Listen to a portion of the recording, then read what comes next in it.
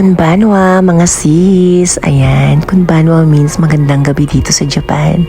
Ayan nga pala, kararating ko lang galing ng Shibuya Market para bumili ng maliliit na tuna kung tinatawag dito sa Japan is Jiji Deska or dyan sa Pilipinas is galunggong. Ayan, napakasarap talaga ng Jiji Deska dito sa Japan. Kakaiba kasi alam mo naman, wala ng tinik, tuyo na agad. Chos, pero ngayon, piprituhin naman namin sa likod. Ayan nga pala yung pinaglagyan ko ng Jiji Deska. Ayan yung aking Louis Vuitton. Dito sa Japan, normal lang yan nilalagyan. Pamalengke lang namin yan dito sa Japan. Hindi katulad yan sa Pinas. Puro contractor lang may mga may-ari niyan. Dito sa Japan, nagkalat lang yan. Ayan, yumuko na naman ako. Diba, first yuko, bilangin mo kung ilang yuko sa isang araw. Just, as ayun na nga, chinek ko nga pala yung niluluto ng aking mister na hapon na gulay. Sabi ko kasi mag-steam naman tayo.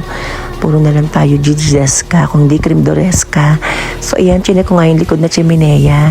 Nakakaloka ang chimenea namin kasi all-in-one. Ayan, yumuko na naman ako sis. Nakakaloka, diba? Ayan, high-tech nga pala ang chimenea dito sa Japan. Pwede na ring lutuan.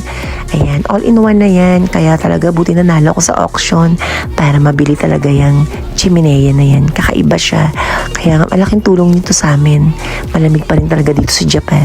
At ayan nga pala, nakita ko nga pala tong ang paborito ko kahit medyo mahal. Bagoong isda from Philippines. Yan sa Filipino store. Kalahating lapad din yan dito. Nagkakailagay ng mga 2,200 sa peso. Pero okay lang yan. Basta makain ko yung gusto ko.